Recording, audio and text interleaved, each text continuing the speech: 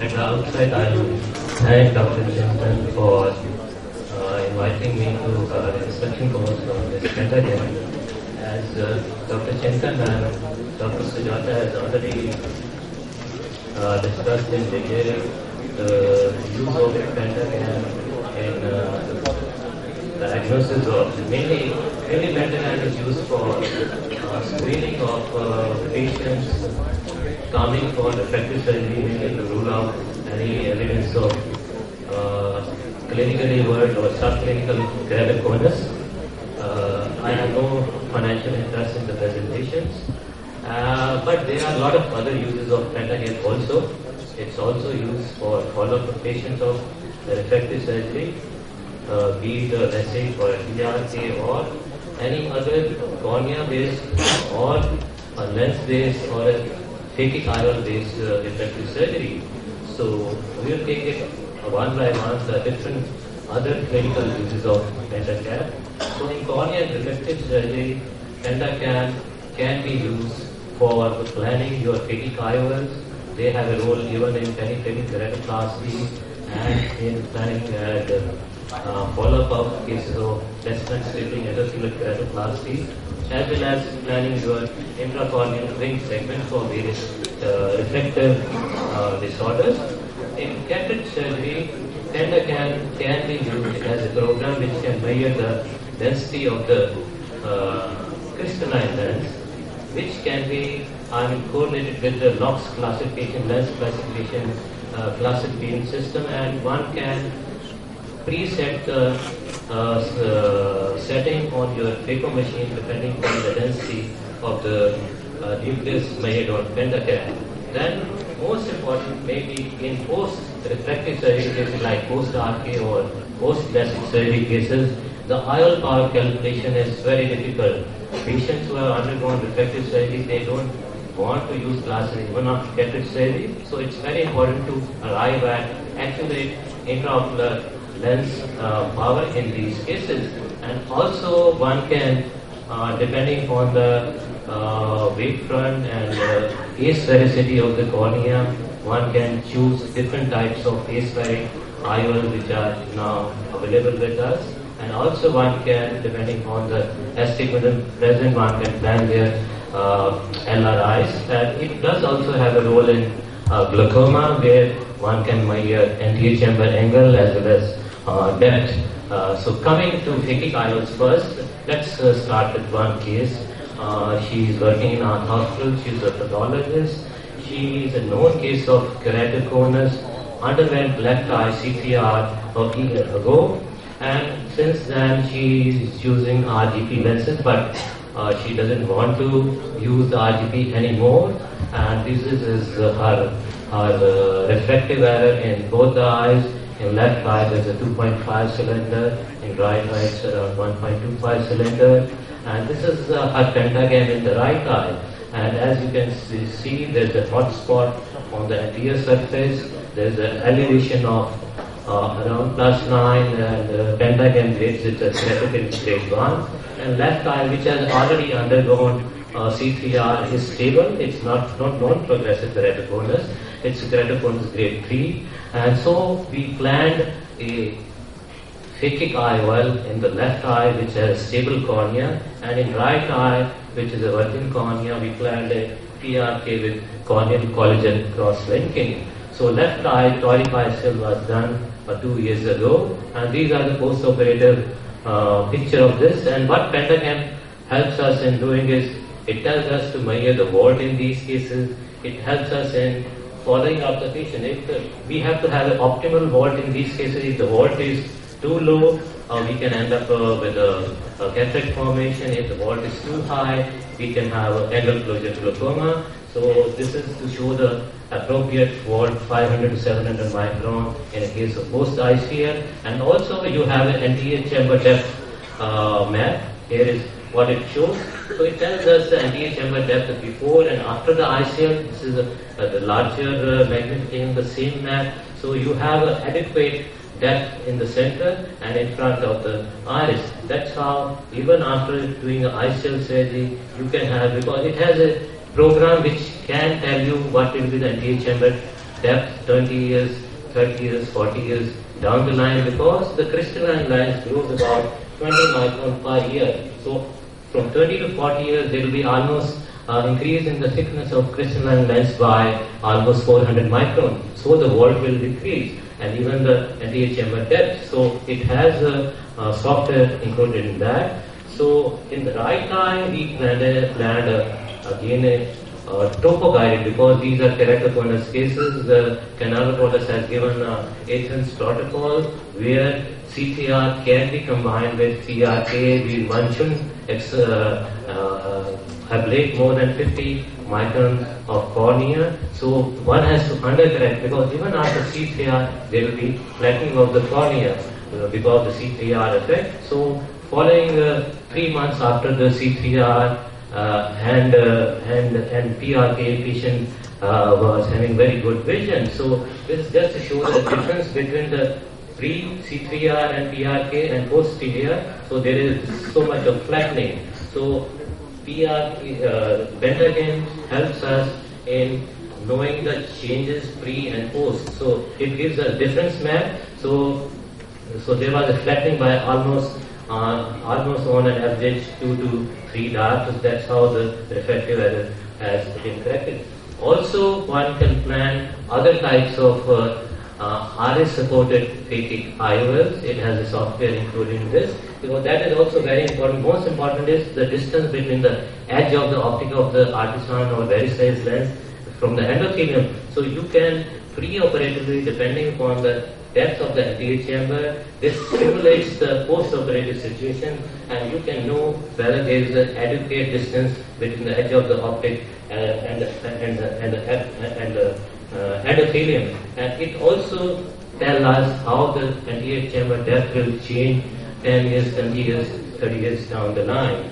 So coming to the keratoplasty, how Bentacam helps us in keratoplasty patient. This is a patient who has undergone DASEC. In these patients, again, one can, in immediate post-op period, one can have a picture and know about is there any gap between the DASEC lenticule and the rest of the cornea, or if there is a micro, very thin gap of fluid between the lenticule and the recipient cornea. So it helps us in following up these cases of DASEC. And you can see here the thickness in the eye which has undergone DASEC is much more compared to the eye which has not undergone the. Here it's 584, that eye was 600 plus. And now how the Bentacam helps us in planning our intakes. So this is again a case of keratoconus with the posterior elevation showing around 30 microns, as it's a keratoconus grade 2, and fairly there is a central cone, as you can see, fairly central cone with a thickness of 485, posterior elevation of plus 35. So it's a keratoconus grade 2. Posterior elevation is also in red, plus 40. So it's keratoconus grade 3. And this is the shine plug image showing the corneal curvature. And here we have done intakes in these are photographs from my colleague Dr. Arvind. He has done it. So you can see the placement of intakes, whether they are at the regular place, whether they are deep enough, or are they projecting into the chamber. And if you see post-operatively, this cone has become much flatter. That's how the change in refractive error occurs, and the cone has also shifted centrally. And this is again a shine plug image of with the intakes. Now coming to how this helps us in cataract surgery. This is the paper we published only last month. Correlation of nuclear density using LOX classification system versus shine plug images with phacoemulsification parameters. So it has a software where we can measure the density of the center of the lens, and what we did was we selected enough number of cases and we correlated the lens classification on the LOX system as well as the nuclear density. So you can see there's a linear relationship between the two, and when we compare the loss against the ultrasound time on the echo machine versus the nuclear density against the ultrasound time machine, you can see a linear relationship. So this machine can be used to classify the cartridge, and new machines can be tested on this machine depending on the nuclear density to make new modules or parameters for echo emulsification. The most important one is the ion power calculation. As we all know, even all of the patients want emmetropia after echo surgery, especially the patients who have already undergone refractory surgery in the form of LASIK or RK radial keratotomy, and all of us knows various tools available to us for biometry, either IOL Master or Lenskart or Nidec IOL tool, or we can, in these cases, we have online programs also like Holiday software program, Holiday 2, one has to buy, HL is there in the IOL Master only, and we have a lot of internet-based formula also available to us where we can calculate all these IOL powers. But what is the problem in post-refractive surgery eye is that in post-refractive surgery eyes, most of these keratometers and regular topographers, they don't measure the keratometry in the central part of the cornea, which is most important from the vision point of view, central 2 to 3 millimeter. They give us data from the paracentral vision, and actual power of the posterior cornea is not known by the, as Dr. Sujata has also and Chintan has also emphasized, on topography and on regular keratometers, we have no idea of posterior corneal curvature, and it is assumed by most of the this topographer that the anterior and posterior ratio of the curvature remains 82. Normally it's 82%, but post-refractive surgery it changes. Once the relation between the anterior and posterior curvature changes, the effective power also changes, and the refractive index also changes. So the causes of error in IOL power calculation could be incorrect estimation in the central part of the cornea, change in anterior and posterior curvature ratio, and change in refractive index, and also the effective lens position. Following LASIK or any myopic surgery, there is a flattening of the corneal surface, but the IOL formula, depending upon the anterior curvature, suppose from 46 it falls down to 42. So depending upon that reading, the formula calculates effective lens position more anteriorly compared to a 45 or 46 K rating which was originally there. So we end up calculating wrong IOL power. So that's what happens. The central, most of the topographer and keratometer have blind spot in the center, so they don't tell us the correct reading in the center. Most of these will measure beyond 2 millimeter, but what we want is actual reading in the center of the cornea, and also there is a change in anterior and posterior corneal curvature ratio, which also leads to a change in refractive index. This is just a map of sagittal curvature map of front and back side of the cornea in a normal virgin eye, and you can see the normal anterior posterior ratio is around 82%. But what happens in post-LASIK eye? In most of the post-LASIK eye, it falls down or it's maintained depending on the amount of correction we do. Here it's around 79. This is a post-refractive, post-LASIK map, tangential curvature. You can see the flattening, and this is the sagittal curvature on the back. It doesn't change too much in post-LASIK eye, but in post-RK eye, you can see there is an anterior sagittal map. There is a lot of, it's a very small optical zone, and this is the back surface. If we compare this, here it's almost 6, which is almost akin to normal post-LASIK, but in post-RK it drops down to almost 4. So there is a drastic change in ratio. It has come 94. This makes an error in calculation of IOL power. So again, depending upon what formula, because most of these formula will, these keratometer use a refractive keratometric index of 1.3375, but post refractive surgery, this is no more valid, because depending upon the formula which we use for calculation of IOL power, suppose a 45 diopter cornea, the real power the keratometer takes is around 43.78. So it's about 1.2 diopter weaker. But following a refractive surgery, if the cornea has already flattened from 45 to 43, the keratometer will further make it 1.2 diopters down. So there is double error introduced. So we have to account for that. So the last error is effective lens position of depending on the changes in K reading. So what Pentacam helps us in doing that is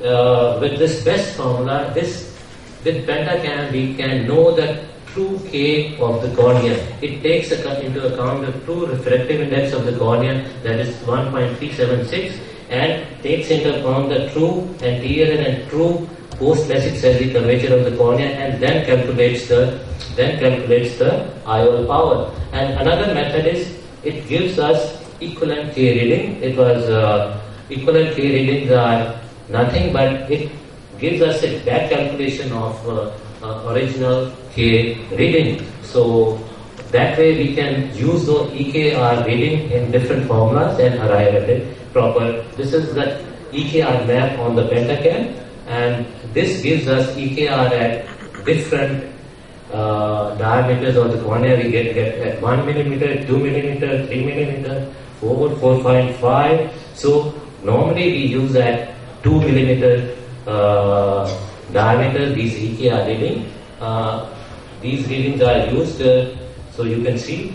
And this paper has shown that, as we all know, the clinical history method is the most accurate method for calculating IOL power in these post-refractive surgery cases. And when they compared this Savni et al., they compared this is the clinical history method taken as gold standard. And when the EKR readings were taken from 1 to 3 millimeter, they were non-significantly different from what we arrived with clinical history method. So EKR reading from 1 to 3 millimeter can be used in formula based on Pentacam for calculating the IOL power. And this is very landmark paper by Holiday et al., where they have discussed the role of equivalent K reading, EKR, from this EKR map of Pentacam. But again, all said and done, there is a standard deviation of around 0.6 with the LASIK and 0.9. So we can be off the mark almost 1 diopter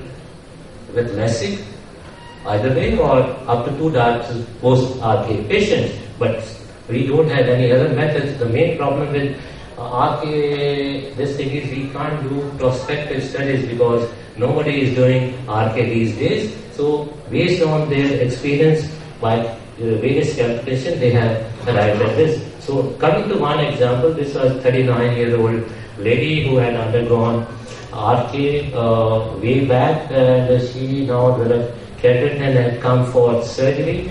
Her axial lengths were around 38. By manual K reading keratometer, her K readings were around 37. And with topographer, the Atlas one, it was 37.5. So going by the SRKT formula, the IOL power calculated was this one. And there are other ways of calculating that is called Abbott's formula, where you can multiply the K reading with this and reduce this by 6 diopter to arrive at the K rating used for IOL formula. But EKR at 1 to 4 millimeter were around 35. So we substituted this. If we go by 37, we will be off the mark of the lens by 1.5 diopter. So this is the map, and you can see the best fit anterior posterior ratio has changed too much. And EK, this is just to show the EKR rating, which I have shown you, 35. So we substituted these ratings and we arrived at a power of this Otherwise, we may have put the lower power IOL. So we targeted for, because again there is a standard deviation of one diopter. So we usually aim for R on the side of myopia. So to that we added 1.5. So we put a 90 diopters wavefront IOL in these cases, and the patient ended up with this much reflection post-operatively. If we had gone by the keratometer reading, we would have ended hyperopic by almost 3 diopter in this case. So similarly, this is another case who are undergo 16 incision RK. You can see, depending on the incision, her back front ratios are almost more than double. It's almost 200%. So in this case, her eye was too long. So on keratometry, her K readings are this much, but on EKI, the K readings are just 28. There is a difference of almost 4 diopters. So instead of putting this IOL, we aimed for this. And also in post RKI, one can aim for 1 to 2 diopter marker, because there is a lifetime hyperopic change in post RK patients. So this is the result which we got in this patient. Patient had this much, but immediate post-op is not good enough. So one has to wait for 2 months. So this is another RK patient, had an anterior posterior this ratio of 110%, and this is another LASIK patient. This patient, we did the LASIK, so we have all the history. Almost 9 diopter of myopia was there. So after the LASIK surgery, 2 years down the line, patient developed cataract. So by clinical history method, we arrived at the K reading of this much. Alright? Manual K was 37.5, but going by the clinical history method, which is gold standard for calculation of K reading in post-operative surgery eye, this was coming almost 35, a difference of almost again 3 diopters. So we choose a lens based on clinical history method, and patient ended up plus 0.25. And in this case, if we go by EKI, it's around 26.5 compared to the clinical history method, which is coming to 35. So clinical history method is most accurate if available, and again going by this, all cases you cannot end up hemetropic. There is a standard deviation of around 0.5 diopters in cases of this post-LASIK eye. Now coming to the correction of asphericity of the cornea in cataract surgery eyes undergoing cataract surgery. As you all know, the cornea has positive asphericity, and with the age, as we develop cataract, the crystalline lens also develops positive spherical aberrations, and the quality of vision goes down. And also, as we all know, we have lens available with 0 asphericity, with negative asphericity. This is a negative aspheric lens which has a negative asphericity on the back of the cornea. So the quality of image increases. This has around 0.21 microns of negative asphericity on the back of the cornea. And we have another IOL from AMO. To get this, it has almost 0.29 minus asphericity on the front surface of the lens. So depending upon the pentagram, like in the pentagram, this is a cataract surgery map, and here in this map you get a spherical aberration in the 6 millimeter zone. So this patient has plus 1.23 micron of asphericity in one eye. The other eye has around 0.12, approximately same. So depending upon the asphericity, we can't, maybe in future we have customized aspheric IOLs. So depending upon the asphericity, one can choose the IOL, be it the aspheric or a negative aspheric with less power, negative aspheric with more power, more aspheric power. This is how we choose the IOL. If the patient has gone refractive surgery, if the patient has gone hyperopic surgery, either we can use a traditional IOL, because in this case we need following hyperopia, there is a negative spherical aberration in the cornea, because we are stiffening the center of the cornea. Either use a traditional, because we don't have IOLs with positive spherical aberration. In myopics, refractive surgery, if we are sure that the lens will not be recentered, use a negative spherical aberration IOL, depending on the amount of asphericity. And if there is irregular cornea, irregular astigmatism, then use a wavefront zero IOL. So, and in cases where there is a subluxated lens, use a aspheric IOL, or if there is a compromised bag and all, there is a risk of decentration in the IOL, all those cases are not fit to be having a negative or positive spherical aberration lenses. It's best to choose aspheric IOL.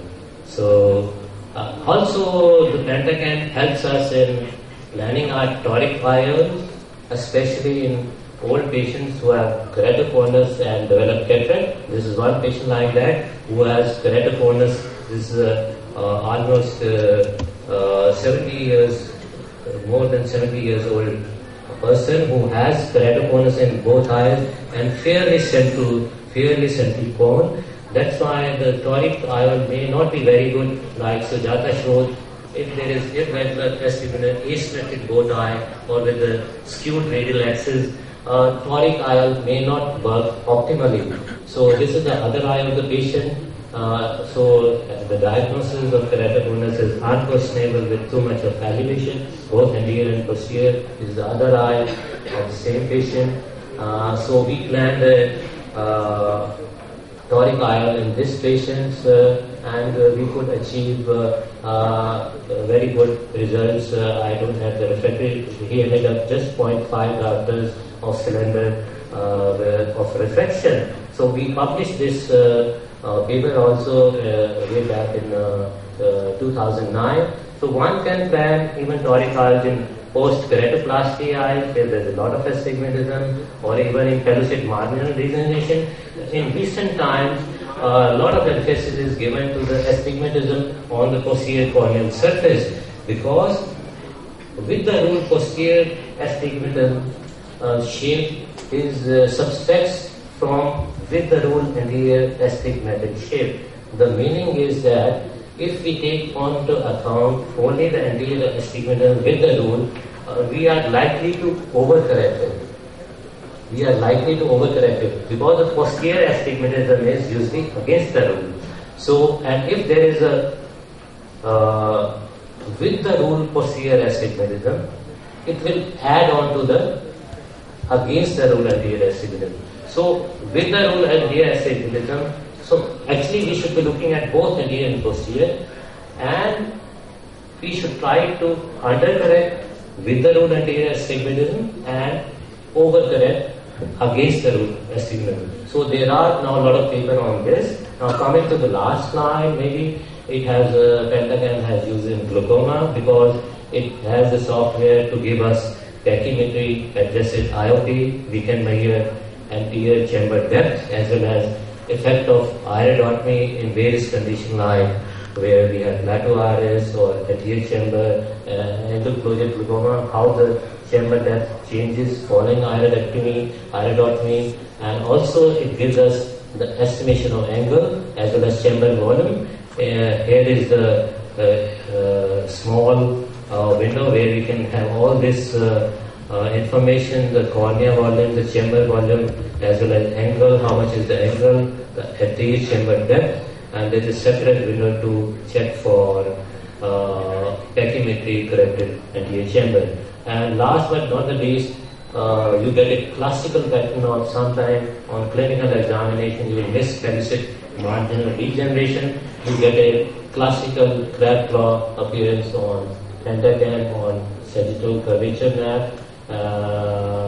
And this is just to show, I think that's the end of this is classical crab claw pattern on this. So just to summarize, besides screening the refractive surgery patients for keratoconus, or subclinical keratoconus or post-plastic aphasia. Pentagon has a lot of other uses which makes it a very versatile tool in your practice. Thank you very much. Thank you, sir, for that very in-depth talk on the other uses of the Pentagon. We have the luxury of time as the last presentation session of the day. So in case there are any questions, we'll be happy to take them. We had a few other interesting cases, but I think in the interests of your mental health, we'll leave them because otherwise there will be information overload. For what we presented, and if there are any questions, either on the basic maps, reading, or the advanced cases, we'll be happy to take them.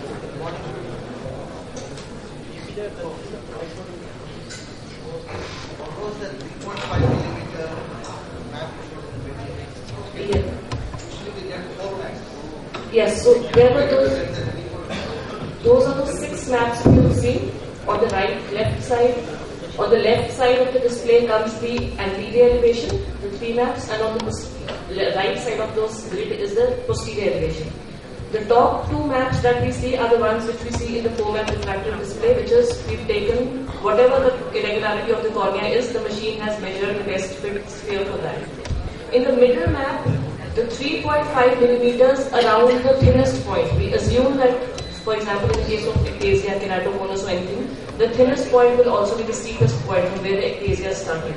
So because we want to highlight that, 3.5 millimeters around the thinnest point is excluded to calculate the imaginary reference shape that we are calculating. So if you have a cornea which is like this and then goes like this and this, so this part we've excluded, so that your reference shape goes from here to here, because you are now calculating the flatten area. And consequently, this part now becomes enhanced, because otherwise your surface was trying to cover both the normal cornea as well as the abnormal cornea.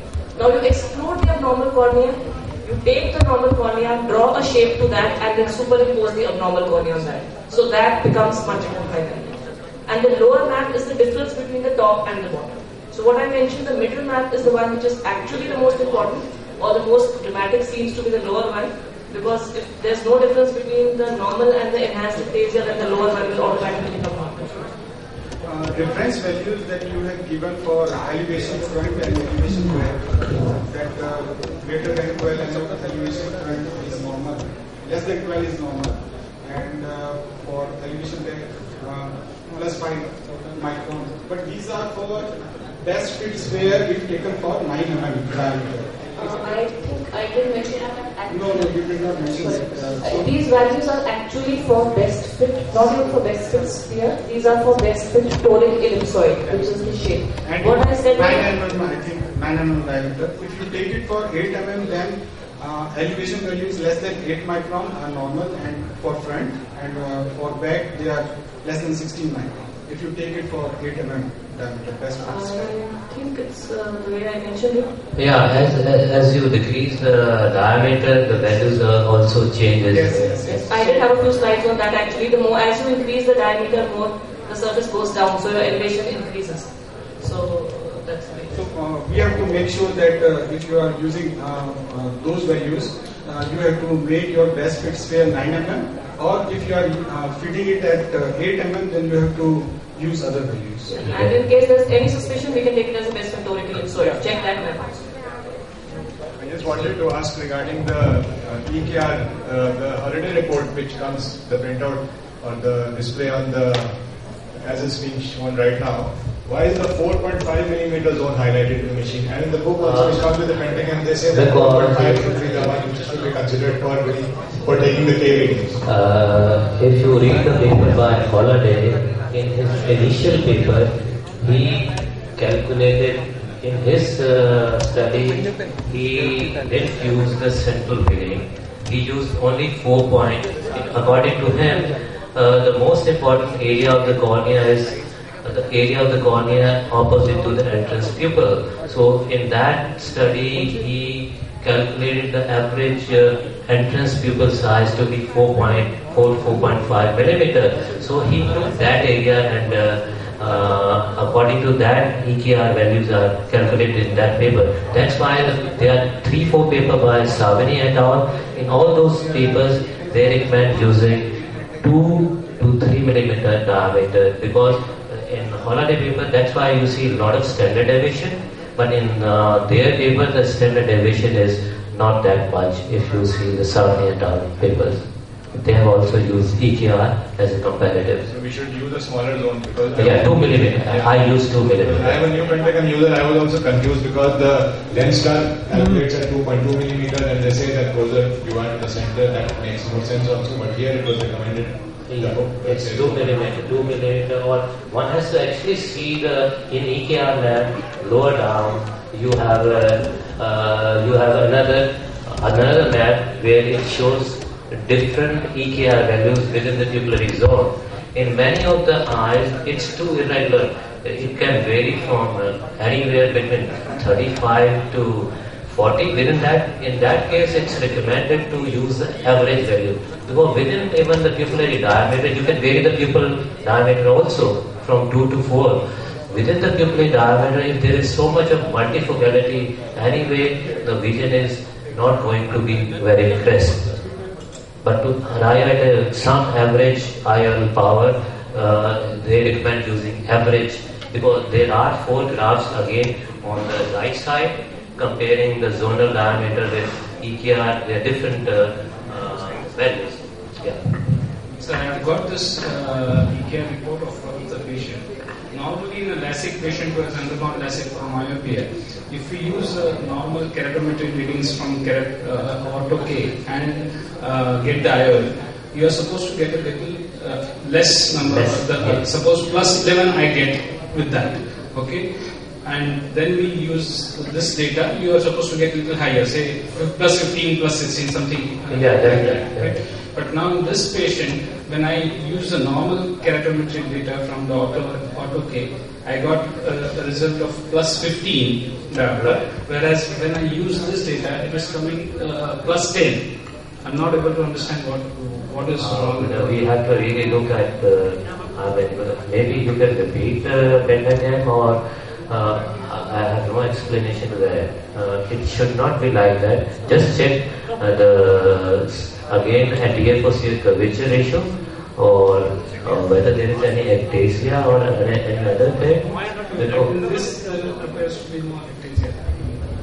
In this patient? Yeah, this patient. No, this is not ectasia. That's what I'm saying. This is my report. I have loaded it there. Okay. All right. This you are loaded now? Yeah. Just I'm noting.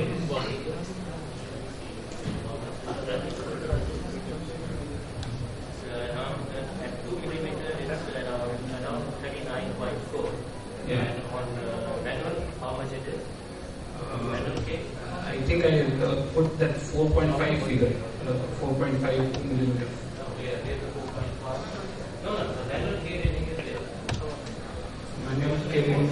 No, I have not got that. What he's asking is what was the manual care of the patient you must have done on the AutoK? I don't remember exactly, to be honest. Normally that manual case usually will be more compared to this EKR. That's how in the SRK2 or SRK3 we multiply PID by 0.9, so almost by a factor of 1.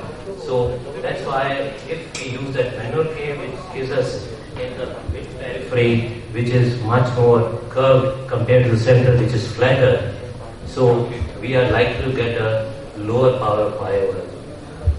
If there is a difference of 3, almost 2.7 diopter difference in the IOL power will be there. Yeah. What is the interpretation of those boxes on the you had where you had factors and If you like, I could go back to them for a minute.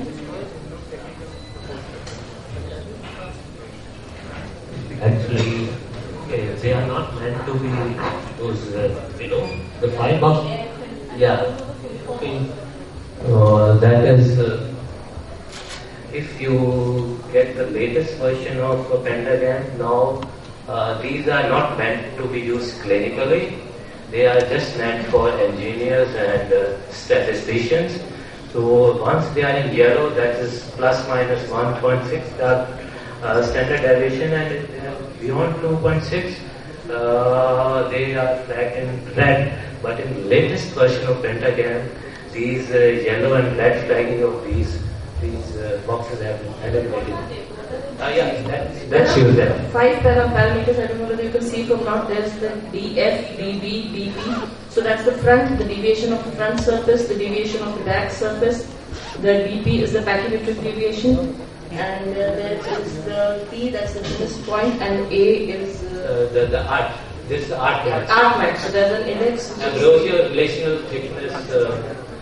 I skipped that actually because in the interest of time, there's another index which is known as the AIOC max, which is the ratio of the thinnest point to the axis on which the PPI max that is there. So what they were, the Nado and all have come up with a study, and multiple studies are there where they say that the AIOC max should be at least about 400 and ARP average somewhere about 360 for it to be safe. But then again, going by a clinical experience, no one parameter can actually determine you have to do that. And all for these D's also, if the final D, there's another 6th column final D, which is a like kind of sum total of these 3. So if you have the individual readings in yellow or red, they are not important, they really do not have any statistical significance.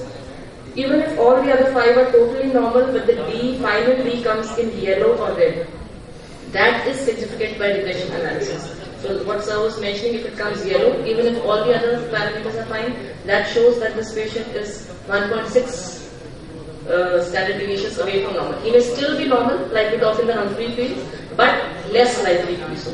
And if it comes in red, then that is definitely a red flag at this show.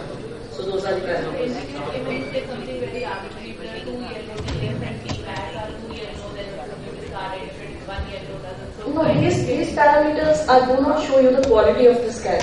The quality of the scan comes as another parameter on the first one, which comes as QS. That is the quality of the scan. So if that comes as okay, then that means your scan is okay. No, he meant So the individual parameters as such really don't have. Out of those 5, the DA, the deviation of arc max, as well as the DP, the deviation of pachymetric progression, those 2 are most important. But again, I am telling, in the latest version of pentagram, they have removed this flagging because they doesn't tell us exactly what they are. It's the average regressional and the final combined value of these 5 addresses, which is more important. And you also have the option of the hyperopic. So if you have hyperopic patients, you compare it with the hyperopic. That's there at the bottom. So I think that's all. Thank you very much for the patient hearing and being here till the end. And I hope it was of some use. Thank you so much. We will be very thankful if people can send feedbacks in some manner, because that will help us in a lot of ways to improving or Yeah, that's IC 49.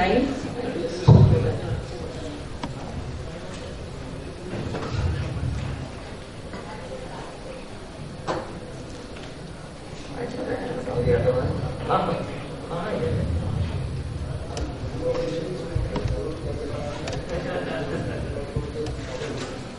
What's this one?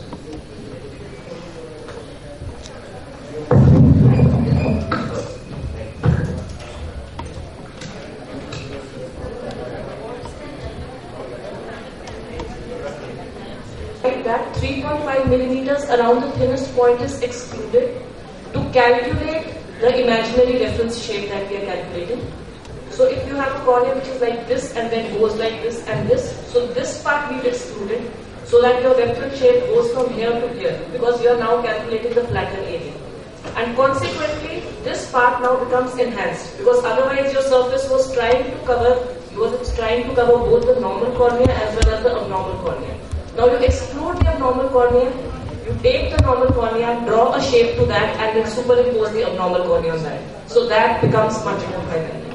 And the lower map is the difference between the top and the bottom. So what I mentioned, the middle map is the one which is actually the most important, or the most dramatic seems to be the lower one, because if there's no difference between the normal and the enhanced aphasia, then the lower one will automatically come out. Reference values that you have given for elevation front and elevation back, that greater than 12 and elevation front is normal, less than 12 is normal, and for elevation back plus 5 micron. But these are for best fit sphere if taken for 9 mm diameter.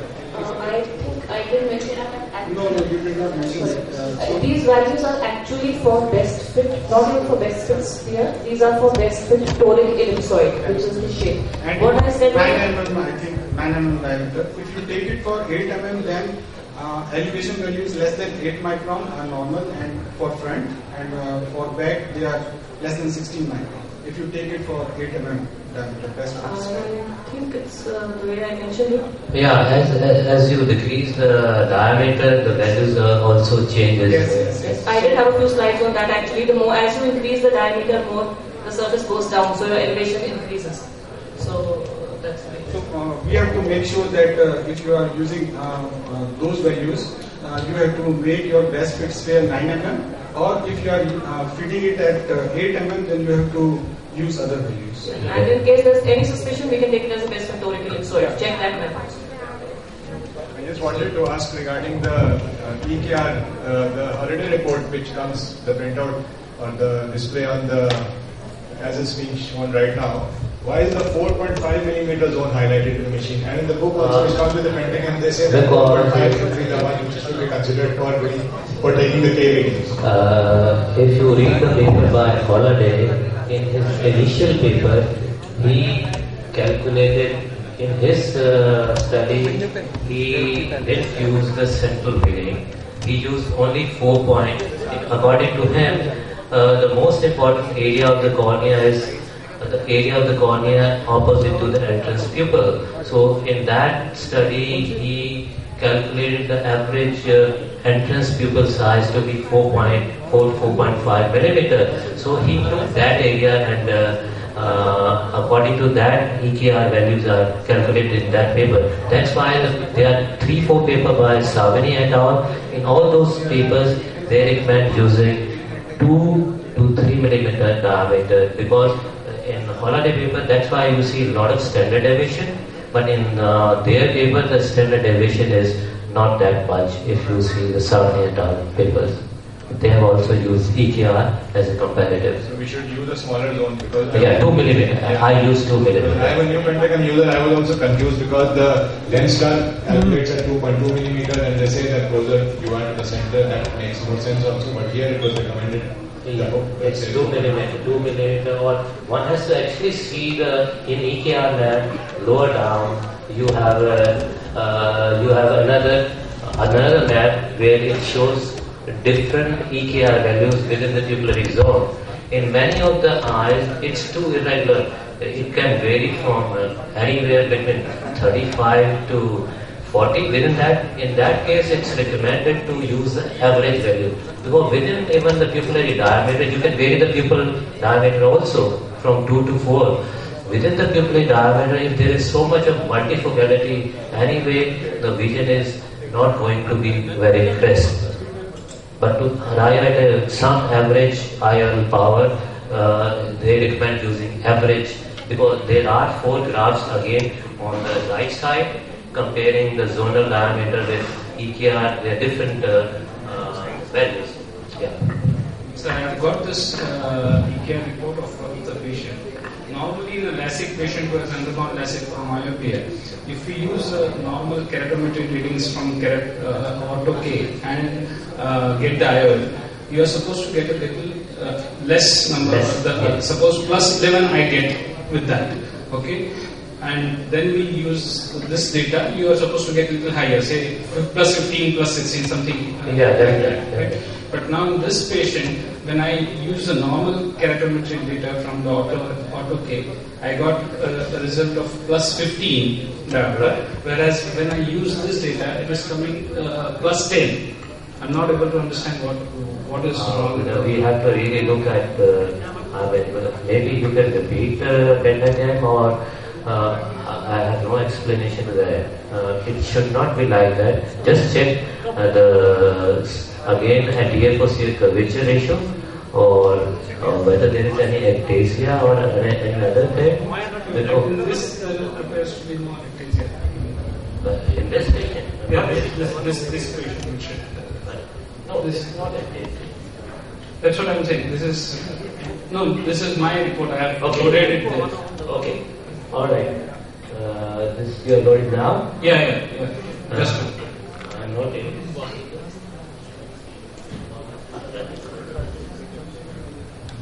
At 2 millimeter, it's around 39.4.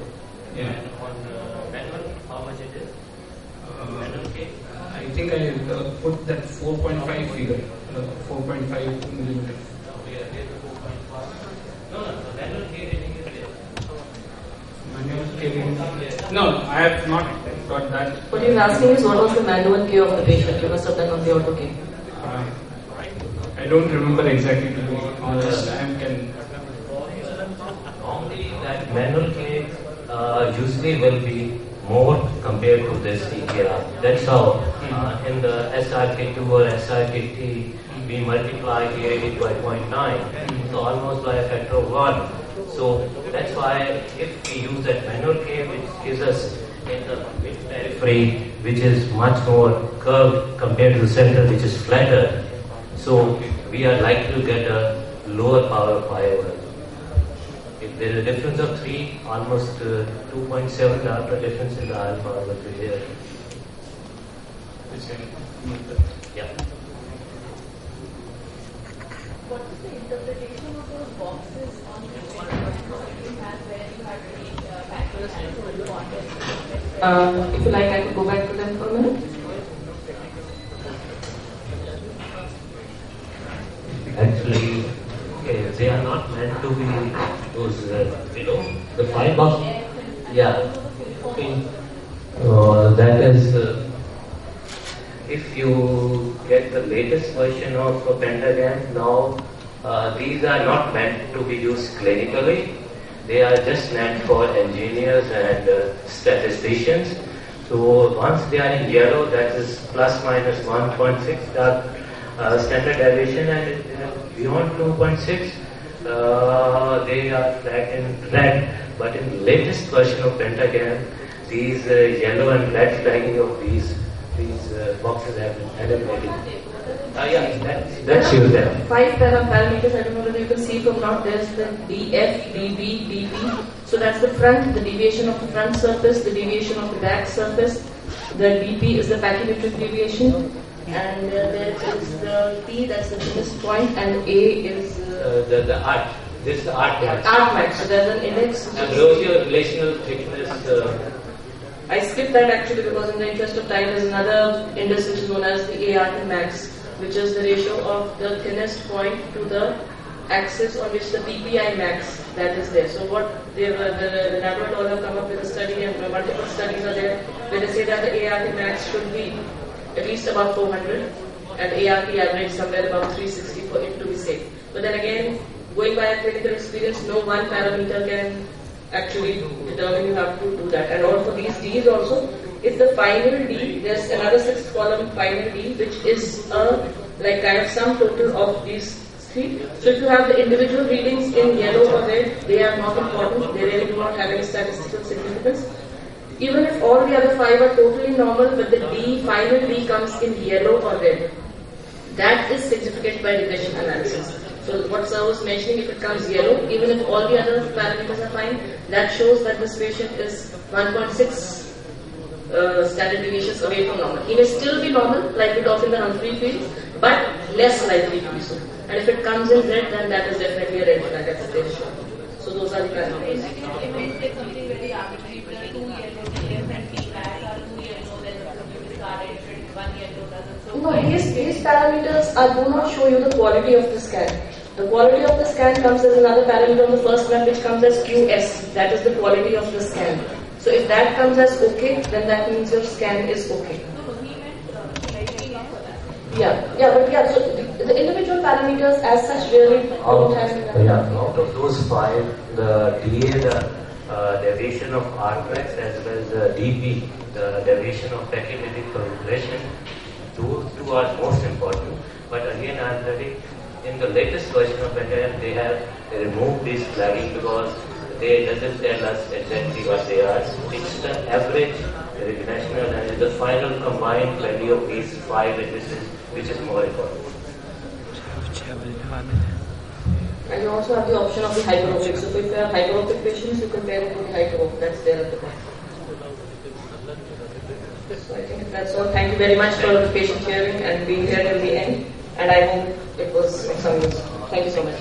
We will be very thankful if you people can send feedbacks in some because that will help us in a lot of ways to improving or Yeah, that's IC 49.